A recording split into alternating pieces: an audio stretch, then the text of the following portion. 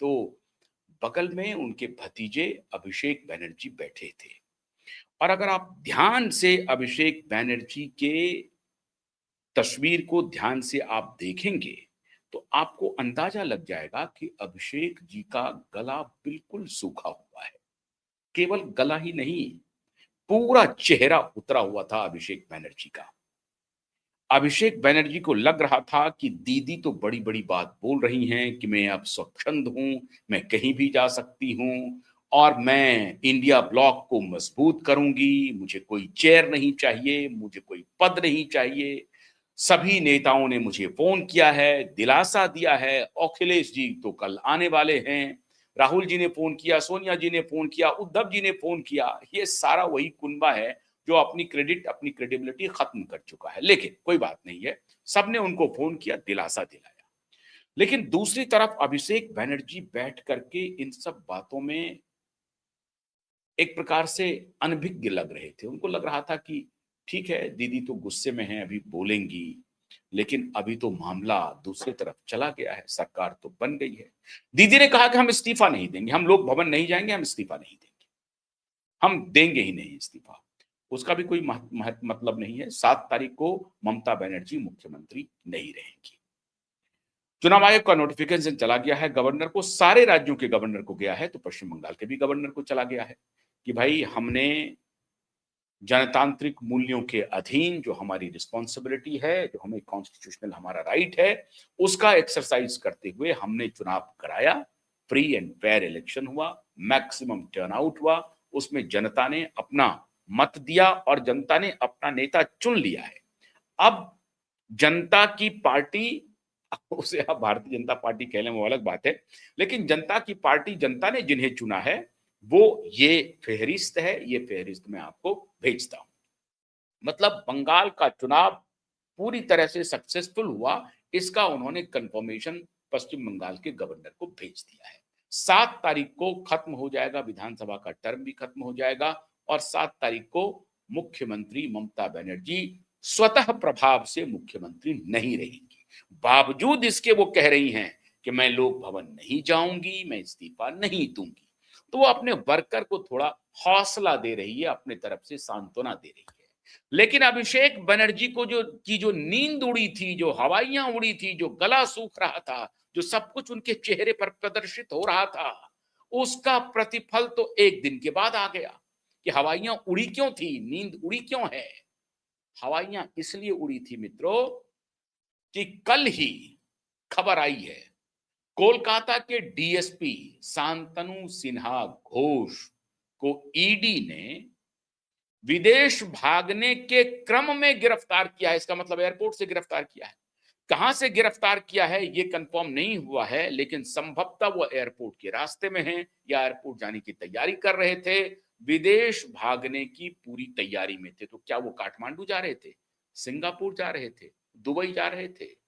शुभेंदु अधिकारी ने कल अपनी एक प्रतिक्रिया दी है कैमरे पे।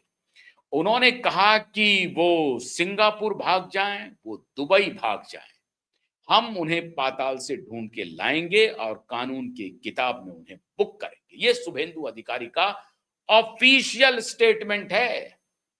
कैमरे पर पत्रकारों ने शुभेंदु अधिकारी से पूछा कि अब आप क्या करप्शन में जो चार्जेस लगे हैं उस पर कुछ प्रतिक्रिया देंगे? शुभेंदु अधिकारी ने कहा कि जो लोग सिंगापुर भागने का प्लान कर रहे हैं, दुबई भागने का प्लान कर रहे हैं, they will be proud to book. स्पष्ट संदेश था शुभेंदु अधिकारी का। अब यह संदेश पहले मिल गया या बाद में मिल गया? इन्फोर्समेंट डायरेक्टरेट एक्टिव हो गई और इन्फोर्समेंट डायरेक्टरेट ने पहला विकेट गिरा दिया। तो शांतनु सिन्हा विश्वास जो डीसीपी हैं, उनको जो गिरफ्तार किया गया है, तो श्रीमान डीसीपी शांतनु सिन्हा विश्वास ममता बनर्जी के काफी करीबी हैं और अभिषेक बनर्जी के भी करीबी हैं। भवानीपुर में वो पोस्टेड थे। कहा जा रहा है कि वहां जो रेत माफिया है, बालू माफिया, उधर के इलाके में बालू और दारू यही 2-3 माफिया है। तो बालू माफिया के साथ श्रीमान डीसीपी साहब का बड़ा ही गहरा रिश्ता था। तसीली होती थी, उगाही होती थी, जेब भरे जाते थे, अपना पॉकेट गर्म किया जाता था और फिर श्रीमान अभिषेक बनर्जी का किया जाता होगा या टीएमसी के अन्य नेताओं का किया जाता होगा, ये तो जांच में पता चलेगा। लेकिन वो बड़े राजदार डीसीपी हैं, बड़े राजदार पुलिस ऑफिसर हैं। तो ईडी को मालूम है कि कहां निशाना लगाना है। और क्यों शुभेंदु अधिकारी ने कहा कि सिंगापुर और दुबई जाने से कुछ नहीं होगा, हम वहां से पकड़ के लाएंगे। तो ध्यान रहे, शुभेंदु अधिकारी ने चेतावनी नहीं दी है, एक्शन शुरू है। और ईडी का पहला एक्शन, अरे 4 तारीख को तो रिजल्ट आया, 5 को गिरफ्तारी हो गई साहब। शाम होते होते ईडी ने गिरफ्तार कर लिया। मतलब संदेश साफ है। और जो बिस्मिल्लाहिर रहमानिर रहीम सुश्री सयानी घोष जी वर्णन किया करती थी सभाओं में, उनके प्रिय मित्र जहांगीर खान कहते थे, खेल आपने शुरू किया है, खत्म मैं करूंगा। फरार हैं श्रीमान जहांगीर, फरार हैं। और उन्हें एक और डर सता रहा है। उनको डर ये सता रहा है क्योंकि वो तो इतने आपराधिक मामले हैं श्रीमान जहांगीर के खिलाफ, ईडी की भी निगाह में, सीबीआई के निगाह में, अभी जो चुनाव हो रहा है उसमें अजय पाल शर्मा जी के निगाह में पर्यवेक्षक थे श्रीमान अजय पाल शर्मा, उन्हीं के इलाके में घूम रहे थे, जिनको कहा कि जहांगीर को कह देना।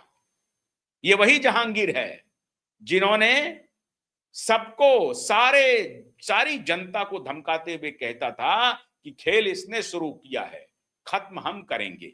मतलब डर के रहो मेरे साथ, अगर डर के बीजेपी, कांग्रेस या लेफ्ट में जाना चाहते हो तो ये धंधा छोड़ दो, दीदी के साथ रहो। दीदी का गुंडा राइट मैन है, right hand man, right hand man.